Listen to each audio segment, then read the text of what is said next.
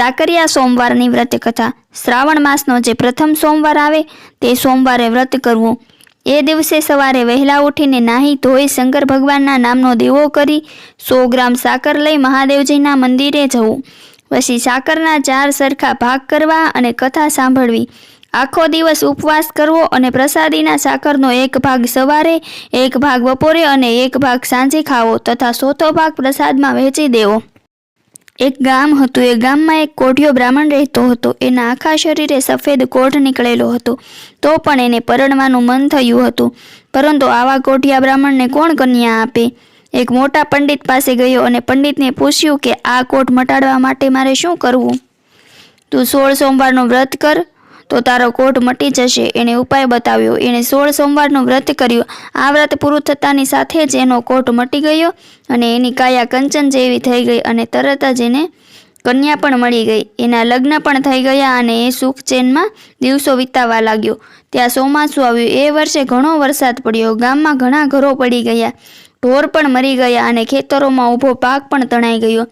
આ વરસાદમાં આ બ્રાહ્મણનું ઘર પણ પડી ગયું। ગામના કેટલાય લોકોની અને મોટા ભાગના ખેડૂતોની હાલત પણ ખરાબ થઈ ગઈ, એટલે આ બ્રાહ્મણની આવક પણ બંધ થઈ ગઈ। છતાં પણ એણે ગમે તેમ કરીને પોતાના પડી ગયેલા ઘરની જગ્યાએ એક નાનકડી ઝૂંપડી ઊભી કરી પોતે સુખે દુઃખે દિવસો પસાર કરવા લાગ્યો। અંતે પરિસ્થિતિ વધારે ખરાબ થવા લાગી, એટલે એણે એ પત્નીને કહ્યું, તું કહેતી હોય તો હું બહાર ગામ કમાવા માટે જાઉં। હા, જાવ ને, અહીં ભૂખ્યા ક્યાં સુધી બેસી રહેવું? અને બ્રાહ્મણ તો એની પત્નીને ઘેર એકલી મૂકીને પરગામ કમાવા માટે ચાલી નીકળ્યો। રસ્તામાં એને એક સંત મહાત્મા મળ્યા। બ્રાહ્મણે સંત મહાત્માની ખૂબ સેવા કરી, એટલે સંત મહાત્માએ ખુશ થઈને એને એક ચમત્કારિક કુટિકા આપી અને કહ્યું કે આ કુટિકા ઘસીને પીવડાવવાથી મરેલો માણસ પણ સજીવન થશે। બ્રાહ્મણ તો એ કુટિકા અને સંત મહાત્માના આશીર્વાદ લઈને રવાના થયો। ચાલતા ચાલતા એ એક નગરમાં આવી પહોંચ્યો। આવીને જોયું તો આખા નગરમાં શોક ફેલાઈ ગયો હતો। તપાસ કરતા એને જાણવા મળ્યું કે ગામના રાજાની રાજકુંવરી આજે સવારે મરણ પામી છે। એ તરત જ રાજમહેલમાં ગયો અને રાજાને બધી વાત કરી, એટલે રાજાએ કહ્યું, ભાઈ, મરેલું માણસ કાંઈ સજીવન થાય ખરું? છતાં પણ તું કહે છે તો આપણે અખતરો કરી જોઈએ। ભલે કહી બ્રાહ્મણે નોકર પાસે પાણી મંગાવ્યું અને પાણી આવ્યું એટલે પથ્થર ધોઈ તેની ઉપર પેલી કુટિકા ઘસી એનો રગડો કુંવરીના મુખમાં રેડ્યો। થોડી વારમાં તો કુંવરીના શરીરમાં ચેતન આવ્યું। એ સળવળવા માંડી અને આળસ મરડીને ઊભી થઈ। એ તો સૌની સામે ટગર ટગર જોવા લાગી। રાજા રાણી તો આ બ્રાહ્મણ ઉપર ખુશ થયા અને બ્રાહ્મણને પોતાના મહેલમાં મહેમાન તરીકે રાખ્યો। ત્યારે આ બાજુ બ્રાહ્મણી બિચારી સુખે દુઃખે પોતાના દિવસો ગુજારે છે। એને પેટ પૂરતું ખાવા પણ મળતું નથી। એવામાં શ્રાવણ મહિનો આવ્યો। ગામમાં જે સ્ત્રીઓ હતી એ બધી સ્ત્રીઓ સાકરિયા સોમવારનું વ્રત કરવા લાગી। આ બ્રાહ્મણીને પણ વિચાર આવ્યો કે હું પણ આ બધી સ્ત્રીઓ માફક વ્રત કરું, એટલે એણે પણ પહેલો સોમવાર શંકર ભગવાનની ભક્તિમાં ગાળ્યો, પરંતુ ઘરમાં અનાજનો એક દાણો પણ નહોતો, એટલે એકટાણું તો કરે જ ક્યાંથી? એ તો બિચારી ભગવાનનું નામ લેતી લેતી ભૂખી બેસી રહી। એવામાં ગામના નગરશેઠને ઘેર દીકરાનો જન્મ થયો। એને આખા ગામમાં સાકરના પડીકા વેચ્યા। એમાંનું એક પડીકું આ બ્રાહ્મણીને પણ મળ્યું।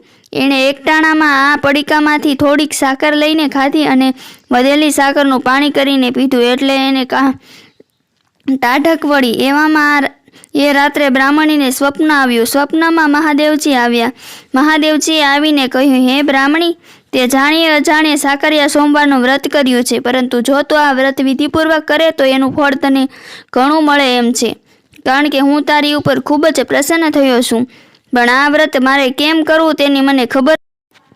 શ્રાવણ મહિનાના 4 સોમવારે સવારે વહેલા ઉઠવાનું, નાહી તોય વહેલા પરવારવાનું અને શંકર ભગવાનનો દીવો કરવાનો। પછી 100 ગ્રામ સાકર લઈ મહાદેવજીના મંદિરે જવાનું।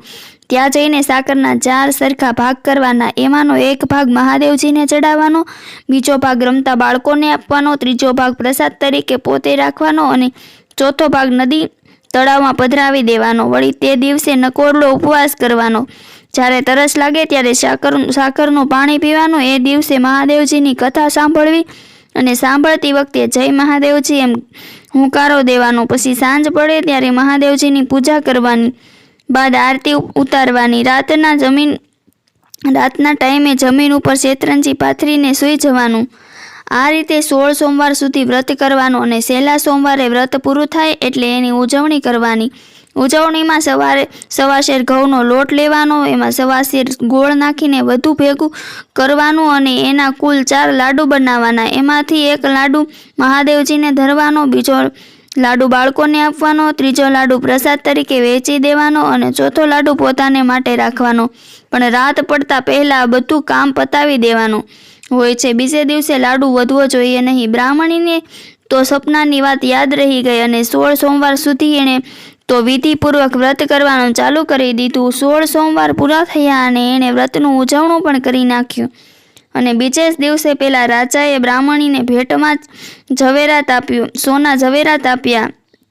તે લઈને બ્રાહ્મણ પોતાને ઘેર આવવા માટે નીકળ્યો.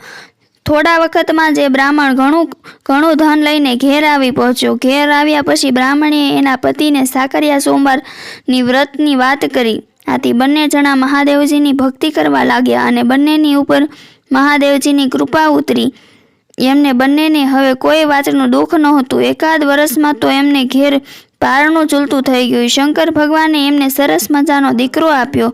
એમના જીવનમાં આનંદ થઈ સવાઈ ગયો. હે મહાદેવજી, આ બ્રાહ્મણીને સાકરિયા સોમવારનું વ્રત જેવું ફળ્યું તેવું વ્રત કરનાર સૌને અને કથા સાંભળનાર સૌને ફળજો. બોલો ભગવાન મહાદેવની જય. આવી જ વાર્તાઓ સાંભળવા માટે મારી ચેનલને લાઈક કરો, શેર કરો અને સબસ્ક્રાઈબ કરો. ફરી મળીશું આવા જ વિડીયો સાથે.